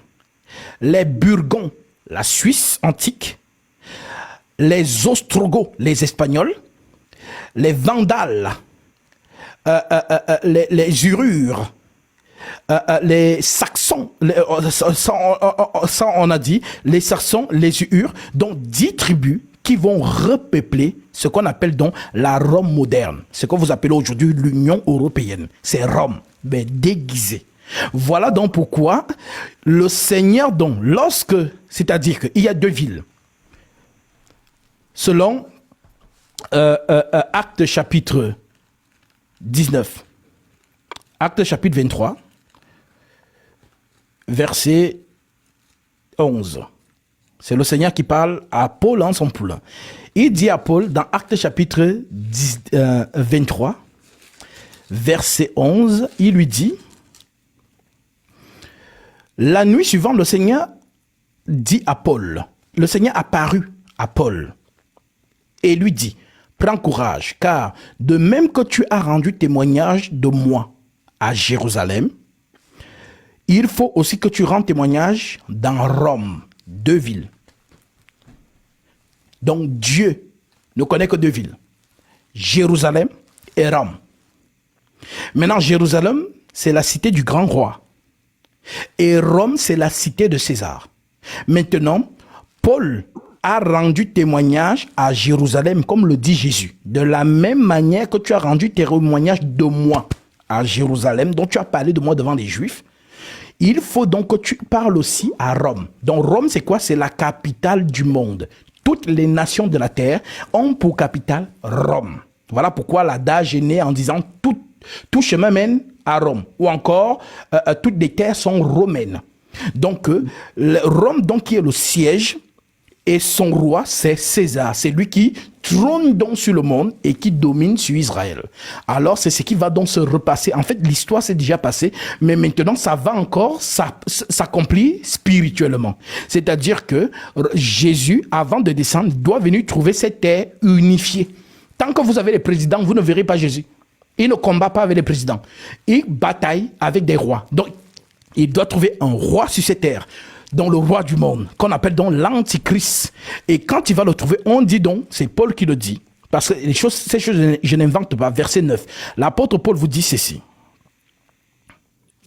Et alors paraîtra l'impie que le Seigneur Jésus détruira par le souffle de sa bouche et qu'il anéantira par l'éclat de son avènement. En d'autres termes, quand Jésus va apparaître, ça ne sera pas comme ça s'est fait à Jérusalem. Voilà pourquoi les Juifs ne l'ont pas reçu, puisqu'il est né dans une étable avec les animaux. Les Juifs ont dit non, ça ce n'est pas notre Messie. Parce que notre Messie, c'est un guerrier. Nous, on sait que selon la prophétie, le Messie est un puissant guerrier.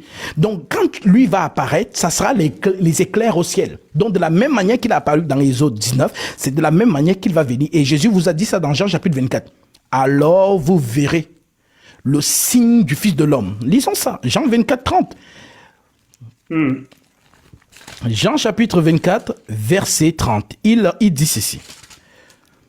On dit au verset 29. Aussitôt, Après ces jours de détresse, le soleil s'obscurcira. Donc le soleil qui s'obscurcit, les gens pensent que c'est le soleil qui brille là. Que oh, le soleil va perdre. Non, le soleil dont on parle, c'est Israël. C'est lui le soleil. Voilà pourquoi vous avez vu une femme. On dit qu'elle a 12 étoiles sur sa tête. Le soleil qui l'environne et la lune sur ses pieds. Donc les trois luminaires font mention d'Israël. C'est Israël qui est le soleil. C'est Israël qui est la lune et c'est Israël qui est les étoiles. Voilà donc pourquoi Joseph a eu ce songe en Égypte quand il dit à son père Jacob, j'ai vu le soleil, la lune et les étoiles se prosterner devant moi. Alors oui, lorsque le soleil dont Israël va s'obscurcir, lorsque la lune ne donnera plus sa lumière et que les étoiles seront ébranlées, alors le Messie descend. Alors, aussitôt, après ces jours de détresse, le soleil s'obscurcira, la lune ne donnera plus sa lumière et les étoiles tomberont du ciel. Et les puissances des cieux seront ébranlées. Alors, le signe du Fils de l'homme, donc celui qui apparaît, ce n'est pas un esprit, c'est un homme. Donc Jésus, vous allez donc le voir avec l'armure. De la même manière qu'on l'a déguisé. Souvenez-vous quand on l'a crucifié. On a mis une couronne sur sa tête, n'est-ce pas? On a mis la cape des rois de l'époque de César. Donc on l'a habillé comme César, si vous voulez. On a mis une couronne sur la tête, une couronne d'épines, pour se moquer de lui en disant que mais, tu es roi, où est ta couronne? Donc de la même manière dont on l'a habillé, c'est comme ça qu'il va revenir. Mais cette fois-ci, dans l'armure. Donc il vient donc comme étant le roi céleste. Et Michée a annoncé ça. Et je vais vous lire Michée. Donc je lis d'abord ici, l'Écriture dit, alors le signe du Fils de l'homme paraîtra dans le ciel. Toutes les tribus de la terre se lamenteront. Ce sera les pleurs. Les pleurs. Les gens vont commencer à pleurer que donc cette histoire était vraie. Bah oui, vous le verrez. Voilà, il viendra. Que vous le croyez pas, la prophétie dit la vérité. Donc, alors le signe du Fils de l'homme paraîtra dans le ciel. Et toutes les tribus de la terre se lamenteront et elles verront le Fils de l'homme venant sur les nuées du ciel avec puissance et une grande gloire. Donc là, vous allez donc comprendre que ce qu'il disait, qu'il est Dieu, qu'il a l'autorité, ainsi de suite, là, maintenant, ce sera visible pour tous. On dit, je répète encore, parce qu'il y a des gens qui sont têtus et qui refusent de comprendre. Alors, le signe du Fils de l'homme paraîtra dans le ciel. Toutes les tribus de la terre se lamenteront et elles verront le Fils de l'homme venant sur les nuées du ciel avec puissance et une grande gloire. Il enverra ses anges, dont il enverra ses anges avec la trompette retentissante. Donc cet événement, c'est aussi ce qu'on parle dans Zacharie 14. Cet événement, c'est ce qu'on parle aussi dans Ésaïe 13. Cet événement, c'est ce qu'on parle dans Malachie 4. Et cet événement, c'est ce qu'on parle dans Daniel chapitre 12, verset 1, que j'aime souvent citer. En ce temps-là se lèvera Michaël, le grand chef, le défenseur des enfants de ton peuple. Et ce sera une époque de détresse telle qu'il n'y en a pas eu de semblable depuis que les nations existent jusqu'à cette époque. Donc, c'est le jour de colère. Dieu qui vient non seulement renverser le royaume de de l'Antichrist et rétablir le royaume d'Israël. Voilà donc pourquoi quand Zacharie donne plus de précision en disant comment tous les peuples de la terre vont se prosterner devant Jésus et iront lui donner des cadeaux à Jérusalem. Puisque Jérusalem, ce sera sa cité. Maintenant, le reste du monde sera gouverné par les enfants de Dieu. L'Apocalypse le dit. Ils paîtront les nations avec une verge de fer. Donc, les enfants de Dieu vont paître sur les nations comme César l'a fait. César a mis ses pions partout sur la terre. Et le pion qu'il a mis en Israël, c'était Pilate. C'était un gouverneur de César. Donc, c'est de la même manière que Jésus, descendant du ciel, roi des rois, va donc envoyer ses enfants régner sur les nations. Donc, pendant cette période, les enfants de Dieu vont paître les nations d'une verge de fer. Donc, vous serez ses gouverneurs dans les nations. Voilà comment ça va se passer sur cette terre. Et ce règne va durer 1000 ans. Et on dit que pendant ces 1000 ans, l'ennemi sera justement enchaîné. Et il sera relâché pour reséduire les nations sur lesquelles les enfants de Dieu seront en train de paître. Et c'est là maintenant qu'il y aura donc la dernière bataille où on dit un feu descendra du ciel et les consumera. Et c'est là la fin de la prophétie. Game over. Et c'est-à-dire le règne donc de celui qui est venu continue jusqu'à l'éternité. Voilà pourquoi on dit que son règne n'a point de fin. Donc nous retournons dans les sphères célestes. Voilà ce que l'apôtre Paul nous a donc annoncé. Beaucoup de chrétiens n'ont pas connaissance de ces choses, puisqu'on ne les enseigne pas les profondeurs de Jésus. Les chrétiens sont dans les choses comme je vais me marier, les prophéties, je vois ton mariage, je vois ton enfant, je vois ton travail. Donc, entre guillemets, les soi-disant chrétiens sont dans ces choses. Pourquoi? Parce que les faux hommes de Dieu les assujettissent, les aboutissent, on va dire ça comme ça, dans ces choses-là. Pourtant, l'Église doit être nourrie dans ces 4 aspects. Doctrine, bien enseigner la doctrine, parce que la doctrine, c'est la vie. Ce sont les mœurs des disciples, des chrétiens. Nous disons que nous sommes enfants de Dieu, alors ça se voit par le Saint-Esprit, parce que nous mettons en pratique l'écriture, nous l'appliquons dans notre vie. C'est ça qui fait en sorte que nous vivons, nous montrons déjà les mœurs du royaume céleste sur la terre. Voilà pourquoi le Seigneur donc nous dit d'avoir un bon témoignage. Ok? Donc, c'est les chrétiens d'aujourd'hui, genre, tu es chrétien, mais en fait, ta vie ne suit pas. Non. Quand vous lisez les enseignements des apôtres concernant les assemblées des saints, regardez les lettres que Paul écrivait sur la sanctification, sur la crainte du Seigneur, sur comment on doit s'aimer les uns les autres, comment on doit être un dans l'esprit. Maintenant, beaucoup aujourd'hui disent qu'ils sont chrétiens, mais quand vous voyez leurs mœurs, je vous le dis, dans leur vie quotidienne, on ne voit pas Jésus.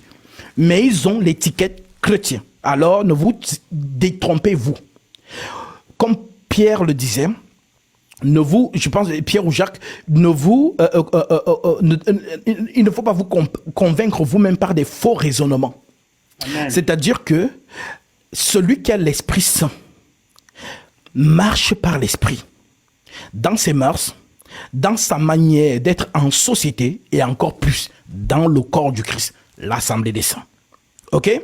Maintenant, ce chrétien doit aussi être puissant en esprit. Ça veut dire que dans la démonstration de la puissance, puisque Paul dit, le royaume des cieux ne consiste pas seulement en parole, mais par une démonstration d'esprit et de puissance. C'est ça le chrétien.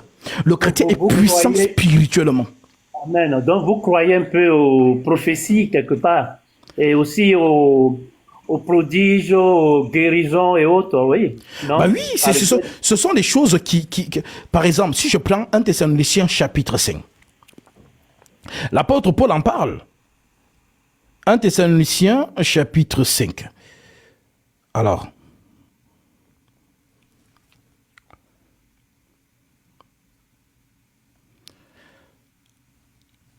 l'apôtre Paul dit,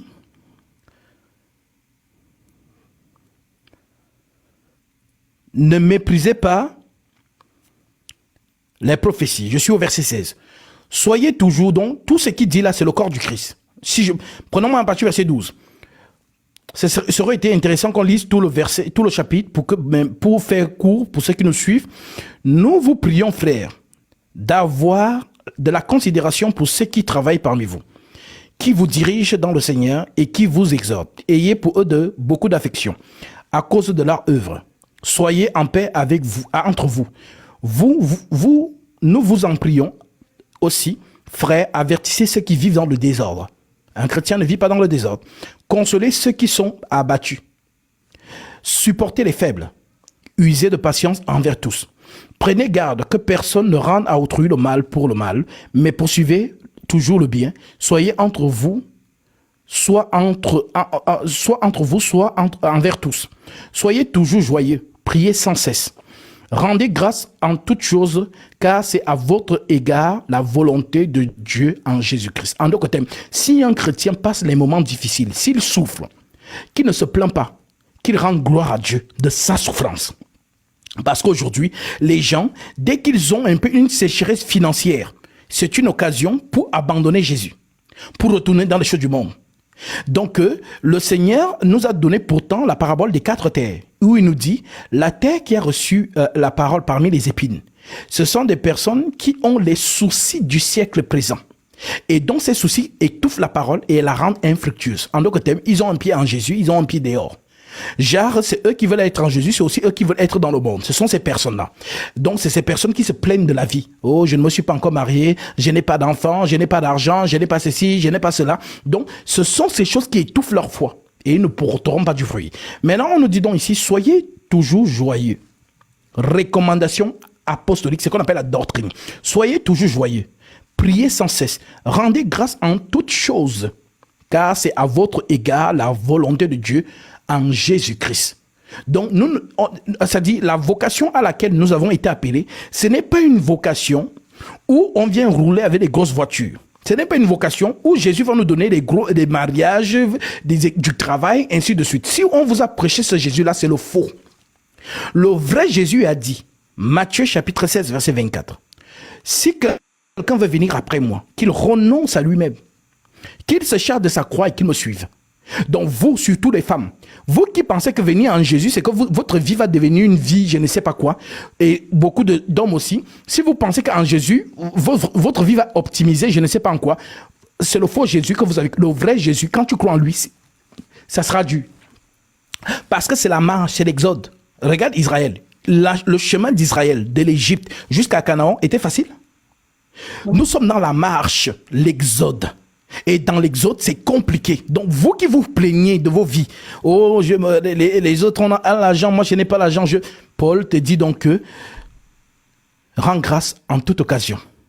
Tu es pauvre, amen. Tu es riche, amen. Tu es dans la joie, amen. Tu es dans la tristesse, amen.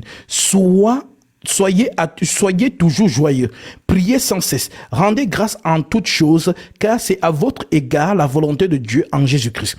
N'éteignez pas l'esprit, oui, parce qu'il y a des gens, quand ils n'ont pas l'argent, ils éteignent l'esprit. Ils ne prient plus. En fait, moi, n'éteignez pas l'esprit. Qu'est-ce qui éteigne l'esprit?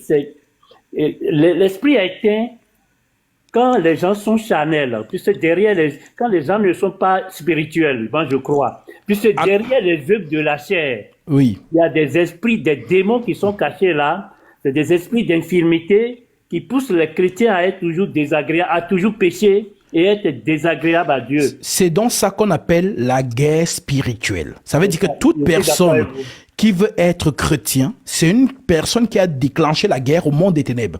On ne combat pas avec les hommes. Paul le dit, nous n'avons pas à lutter contre la chair et le sang. Donc, vous êtes dans un monde des ténèbres. Et le monde des ténèbres, vous êtes la lumière. Vous dérangez? Alors, comme vous êtes à la lumière, vous montrez les œuvres des ténèbres. Alors, les ténèbres ne vous aiment pas. Voilà pourquoi les ténèbres se lèveront toujours contre vous. Ils vont toujours tisser des plans contre vous. Si vous pensez que vous allez vivre pieusement en Jésus-Christ, c'est le faux Jésus que vous avez cru. Lui-même, il nous l'a dit. Ceux qui veulent vivre pieusement en Jésus-Christ seront toujours persécutés. Donc, on chasse le démon, il part. Il va porter la nuit, il revient. Tu vas le chasser. Jusqu'à. C'est ce qu'on t'a dit. À mon nom, vous chasserez les démons. Donc, les gens qui pensent que non, les démons, tu les chasses, lui, voilà, il ne vient plus. C'est la guerre. Nous sommes dans la bataille. Donc, quand tu es averti, tu sais que tu l'as chassé. Il va aller se préparer pour revenir. Il revient, tu le discernes, tu le chasses encore. Ainsi de suite, ainsi de suite. Donc les gens qui coupent Satan avec la machette, je ne sais pas qui vous a dit ça. Les faux hommes de Dieu qui vous font faire du n'importe quoi, vous êtes des ridicules. Ou on vous dit de couper, je coupe Satan. Prenez votre machette, venez avec la machette. Et les gens viennent avec les machettes dans les cultes. Et ils commencent à, je coupe Satan, taper Satan, je tape Satan. Franchement, ça c'est l'amour. On se fout de vous. Et excusez-moi du thème, on se fout de vous. Voilà donc pourquoi, étant en Jésus-Christ, nous avons déclenché la guerre au monde des ténèbres. Alors Jésus nous a dit, prenez courage, j'ai vaincu le monde. Amen. Celui qui est en vous est plus puissant que celui qui est dans le monde.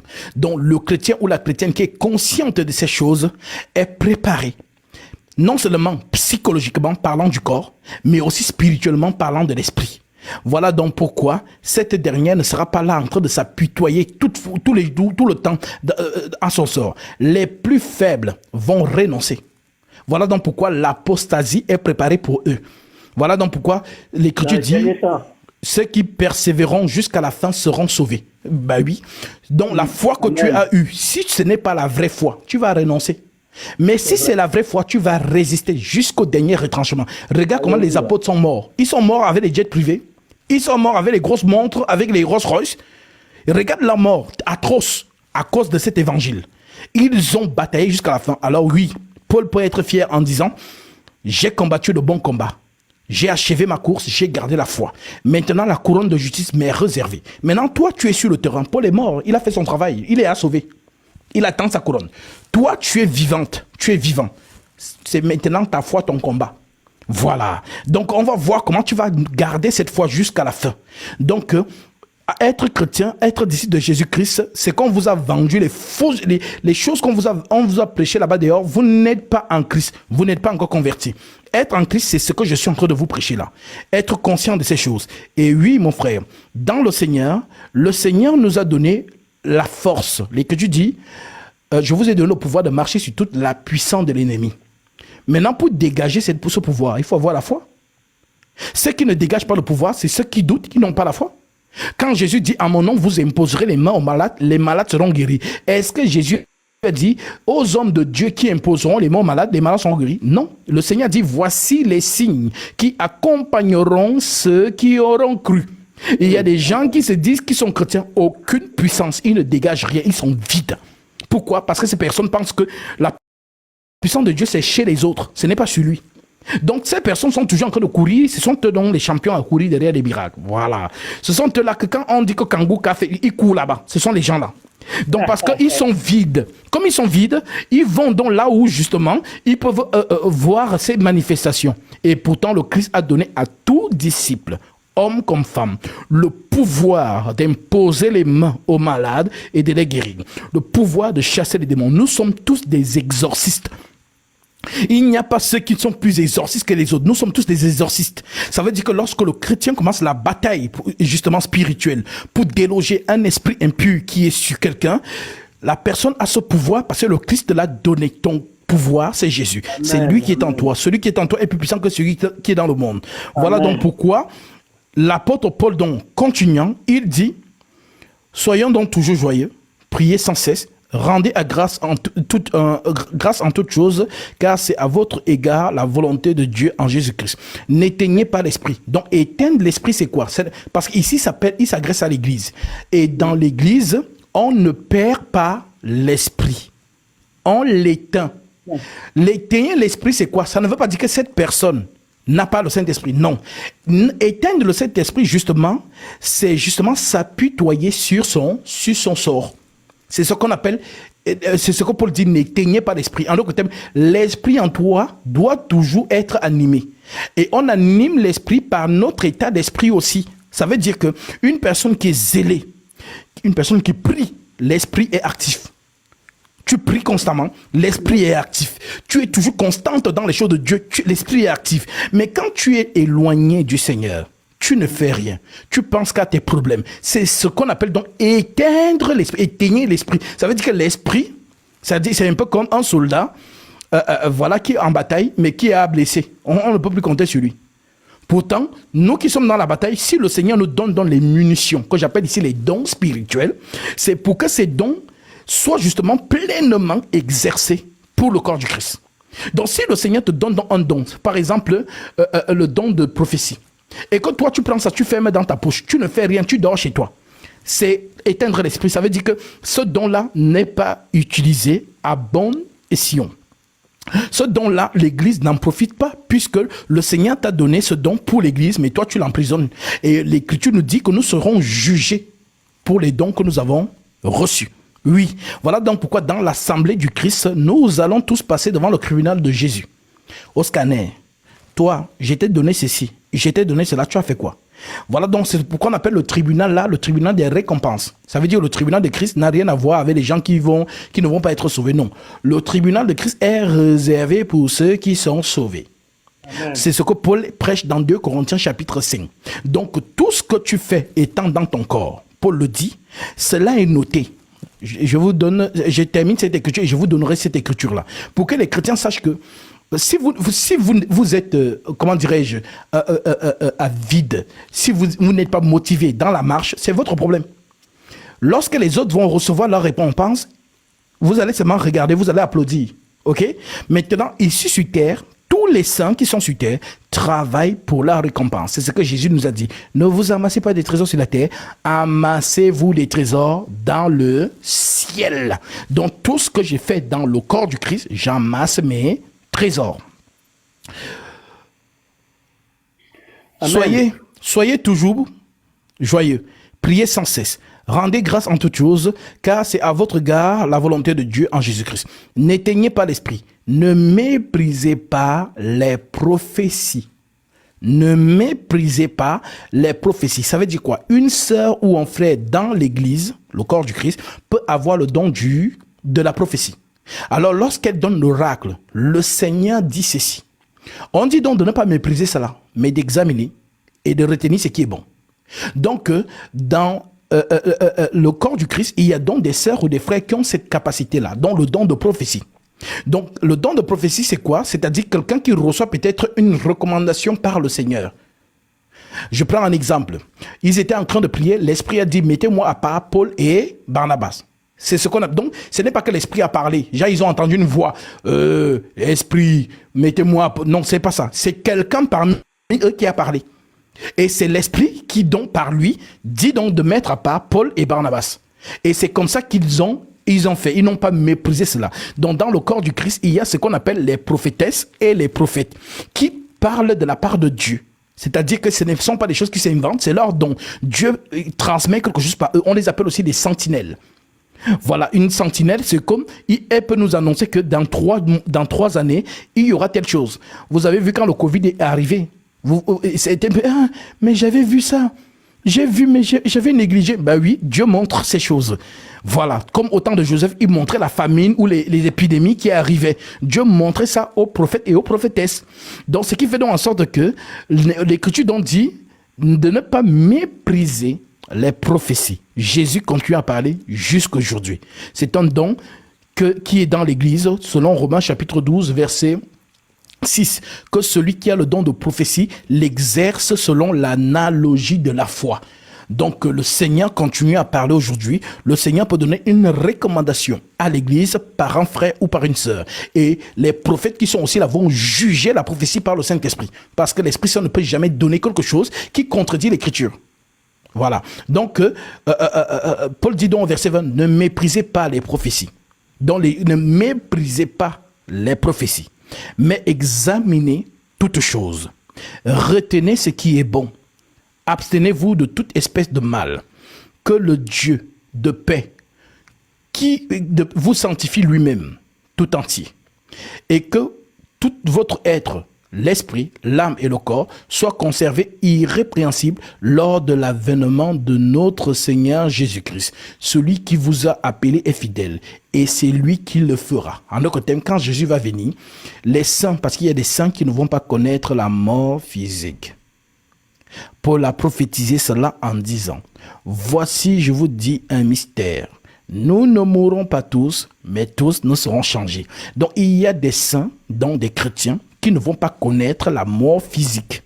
Alors, à ceux-là que le Seigneur va venir trouver vivants, l'Écriture dit donc, frère, priez, on dit, je vous, verset 23, que le Dieu de paix vous sanctifie lui-même tout entier et que tout votre être, l'esprit, l'âme et le corps soient conservés irrépréhensibles lors de l'avènement de notre Seigneur Jésus-Christ. Celui qui vous a appelé est fidèle et c'est lui qui le fera. Donc il va vous conserver pur, sans tache. Frères, priez pour nous. Saluez tous les frères par un saint baiser.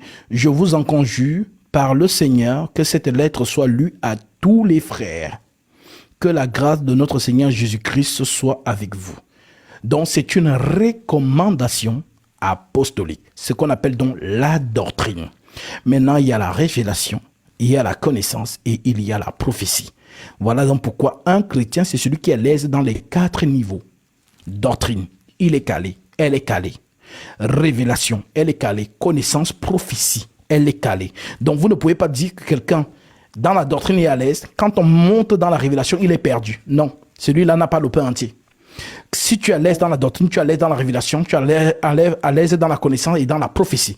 Donc, lorsqu'on parle le ministère prophétique, quand je suis en train d'expliquer les choses comme le 666, c'est ce qu'on appelle donc ministère prophétique, qui n'a rien à voir avec le don de prophétie. Le ministère prophétique, ce sont justement les choses dont Paul, par exemple, tous les enseignements qu'il vous a donnés, Paul vous a enseigné dans le ministère prophétique. Tout ce qu'il a enseigné entre le sacerdoce lévitique qu'il a dépiécé dans les épîtres aux Hébreux. Si vous êtes un peu concentré, quand vous lisez les épîtres aux Hébreux, vous allez voir qu'il ne parle que du sacerdoce. Quand vous lisez les épîtres aux Romains, ils parlent beaucoup du péché. Quand vous lisez l'épître aux Corinthes, il parle beaucoup de la discipline dans le corps du Christ. Voilà comment on doit se comporter. Quand il veut parler de l'Esprit Saint, il parle beaucoup de la lettre aux Éphésiens. Il parle beaucoup de l'Esprit Saint dans ces lettres-là, ainsi de suite. Donc, pareil, dans Romains, il parle beaucoup de l'Esprit Saint. Donc, toutes ces choses, c'est ce qu'on appelle donc le ministère prophétique. Voilà pourquoi quand il a enseigné ça, même les 12 étaient un peu touchés en se disant que, mais attends, mais on ne comprend pas. Mais ils ont fini par comprendre parce que c'était élevé. Ce qu'on appelle donc, c'est ce qu'il appelle excellence de la révélation. Voilà un peu mon frère, en quelques mots. Waouh! Vous êtes un passionné de Dieu. Ah bah, c'est ça mon ministère. Hein. Ça se voit, il n'y a pas photo, hein, comme on dit. Amen, amen, amen, amen. Le Seigneur nous appelle à avoir du zèle. Voilà, du zèle pour ces choses. Amen, On ne peut que donner ce qu'on a. Je veux que ceux qui nous écoutent deviennent en fait des chrétiens spirituels dans tous leurs aspects, dans la puissance, la manifestation de la puissance, dans tous ces côtés-là, dans les chrétiens morts que les faux hommes de Dieu ont, parce qu'il y a les vrais enfants de Dieu. Et d'ailleurs, Jude nous appelle à aller les arracher. Il dit, le Seigneur dit, arrachez ceux qui sont dans le feu. Ceux qui contextent, reprenez-les afin qu'ils reviennent dans le bon sens. Donc, nous sommes dans cette mission-là. Et voilà pourquoi, oui, je le fais avec zèle, avec détermination, parce que voilà, c'est la partie que l'Esprit a mis en moi, ce qu'on appelle le don de l'enseignement, qui fait partie de Romains chapitre 12, que celui qui enseigne s'attache à son enseignement. Voilà, mon frère. Vous avez fait l'école biblique ou bien... Non. C'est une révélation? Non, c'est une révélation. Alors, c'est très bien parce que tu poses cette question. Tu vas remarquer une chose. C'est que celui qui a le don n'apprend pas ces choses-là. Amen. Et celui qui n'a pas le don va donc apprendre pour justement donner ce qu'il a appris. Je prends l'exemple. Dans le Vatican, pour devenir prêtre, il y a un cursus. Ouais. Ce qu'ils appellent petit séminaire, grand séminaire. Et dans ce qu'on appelle les églises réveillées, ils font ce qu'on appelle la théologie. Ça veut dire que, comme ils n'ont pas le don, ils vont donc apprendre. Et même quand ils apprennent, ça reste des choses, ce qu'on appelle, ce que Paul dit dans Colossiens 2,8, que personne ne fasse de vous sa propre par la philosophie ou par une vaine tromperie, s'appuyant sur les traditions des hommes, sur les rudiments du monde et non sur Christ. Donc, quand vous allez aller faire la théologie, les gens vont vous dire, en grec, ça veut dire, non, ce n'est pas la révélation. La révélation, c'est toute autre chose. C'est pourquoi on parle du don de l'enseignement qui est une dispensation des mystères de Christ. 1 Corinthiens chapitre 4, verset 1. Qu'on nous regarde comme des serviteurs de Dieu et comme des dispensateurs des mystères de Christ. En d'autres termes, les choses du Seigneur sont données de manière innée. Ça veut dire que le Seigneur a mis cela en toi, c'est ce qu'on appelle don. Le don, on ne le force pas. Ça veut dire que tu vas voir, si tu mets en face de moi un prêtre ou un cardinal, ou bien quelqu'un qui a fait la théologie. Si tu le mets en face de moi, tu vas voir, toi-même tu verras, c'est comme si tu seras en face d'un pharisien et en face de Jésus. Ça veut dire que quand les pharisiens parlaient, la foule rendait témoignage en disant que il disait, il ne parle pas comme les scribes et les pharisiens, mais il parle comme ayant autorité sur les Écritures. Ça veut dire que lui, Jésus, est de don divin. L'enseignement qu'il donne est divin. Ça coule en lui. Donc, celui qui n'a pas ce don-là force don. Voilà pourquoi vous allez voir aujourd'hui les gens, Dieu ne leur a pas appelé dans le don de l'enseignement, mais il force. Et quand tu forces, tu prêches des erreurs. Tu prêches des mensonges, tu prêches des choses qui ne sont pas conformes aux Saintes Écritures. Pourquoi? Parce que tu veux forcer. Être homme de Dieu n'est pas une passion. L'apôtre Paul appelle ça une charge. Malheur à moi si je ne prêche pas l'évangile. Et quand cet esprit t'habite, même lorsque tu décides de vouloir te reposer, l'esprit là t'agite en disant parle. Tu ne t'appartiens plus à toi-même. Voilà. Donc voilà un peu mon frère.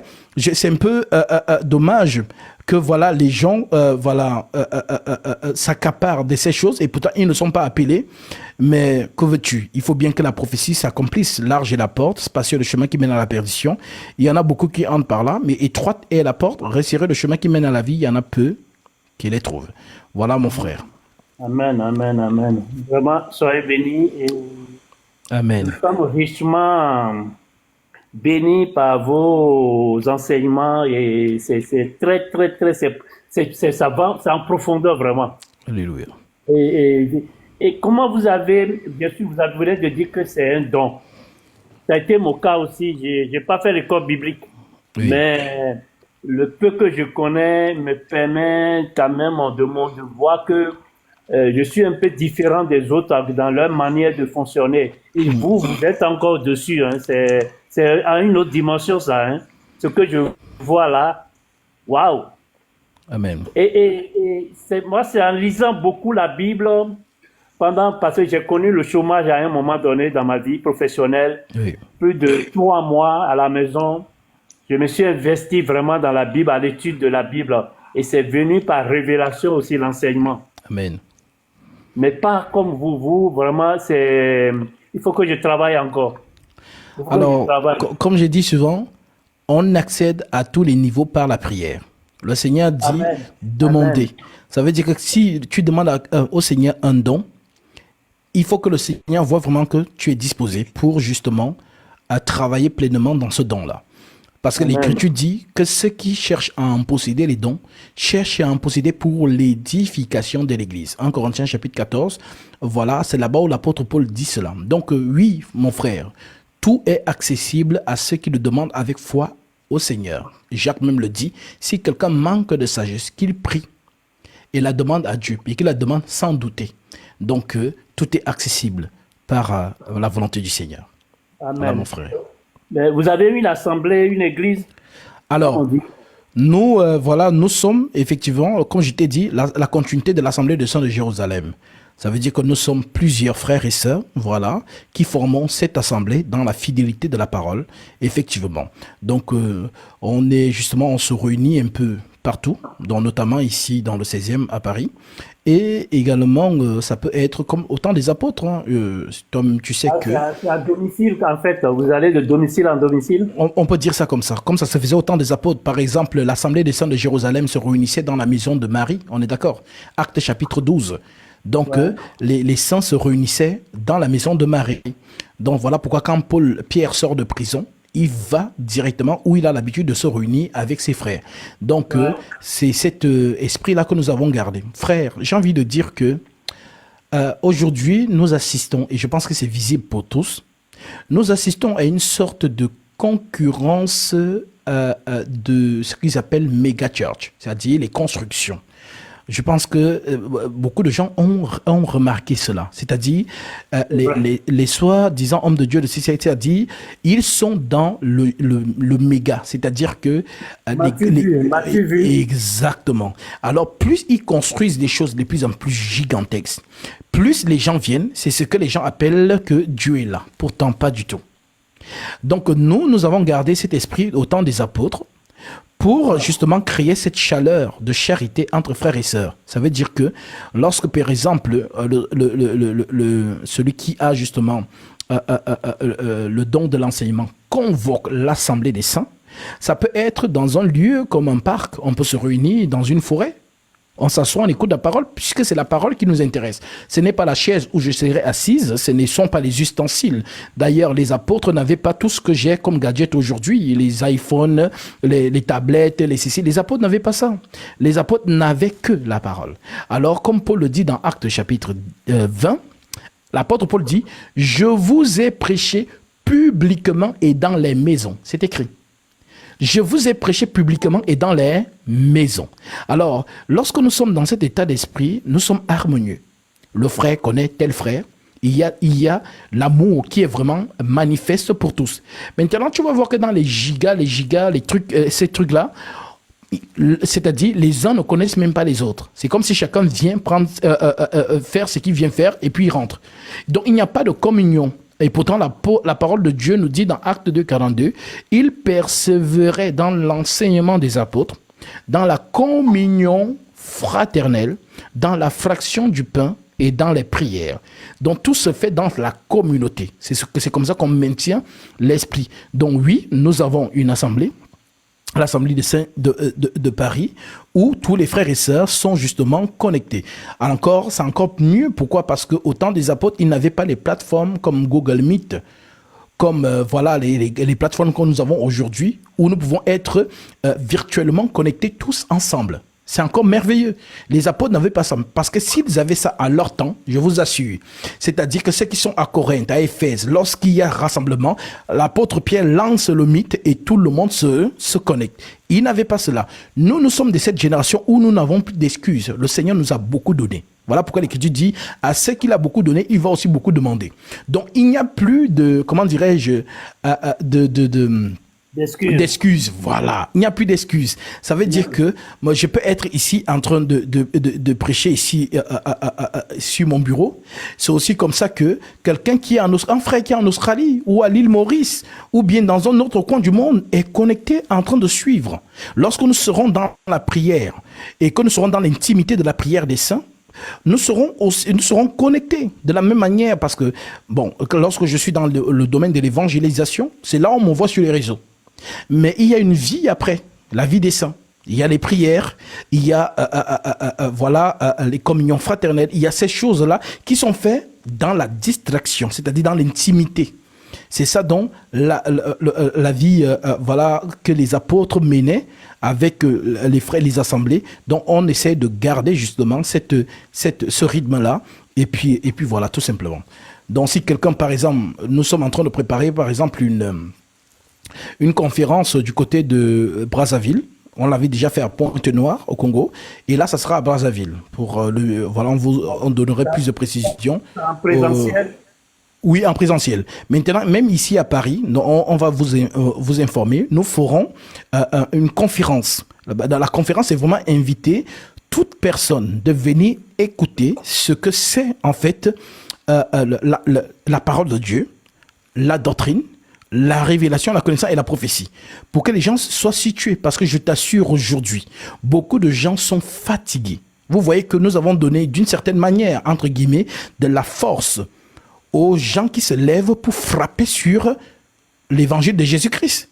À cause des loups qui se sont introduits et qui justement enseignent des choses pernicieuses. Alors le monde se lève pour dire, regardez, ce sont des faux. Il y a une vidéo qui circule, une femme qui dit aux gens, venez donner 2000 € pour s'aimer. Donc, ce sont des choses qui font en sorte que le monde, quand il voit ça, ça fait en sorte que les païens qui peut-être veulent se rapprocher de l'évangile pour écouter un peu, quand ils voient ce genre de choses, ça les éloigne encore. Donc, ce qui fait en sorte que, comme nous ne pouvons pas arrêter la propagation du faux, nous essayons justement d'annoncer la sainte doctrine et de donner l'occasion à tous frères et sœurs en Christ de pouvoir s'examiner à la lumière des lettres apostoliques, puisque ce sont sur ces lettres que nous sommes fondés. Si tu vois que là où tu es, ce n'est pas conforme aux recommandations apostoliques, ne sois pas dans les émotions, sors de là. Et cherche à invoquer le Seigneur avec ce qu'il élève d'un cœur pur. C'est écrit dans 2 Timothée chapitre 2. Donc voilà l'état d'esprit où je suis. Quand il y aura la conférence, on donnera les dates ici à Paris et on invitera voilà les frères. Mais maintenant, ce qui concerne nous, l'Assemblée des Saints, voilà, nous nous réunissons. Voilà, lorsqu'il y a convocation, on se réunit et puis on communie ensemble, tout simplement. D'accord. Très intéressant. Voilà mon frère. Que Dieu te bénisse. Je vais essayer de prendre encore quelques demandes là et puis je serai obligé de vous laisser. Merci beaucoup. Salam, salam. Bonne continuation. Que votre tension augmente. Alléluia, je reçois. Amen. Que Dieu continue à vous inspirer. Vraiment, c'est merveilleux. C'est agréable à entendre. Amen. Que le Seigneur vous bénisse également. Amen, amen. Amen. Shalom. Ciao.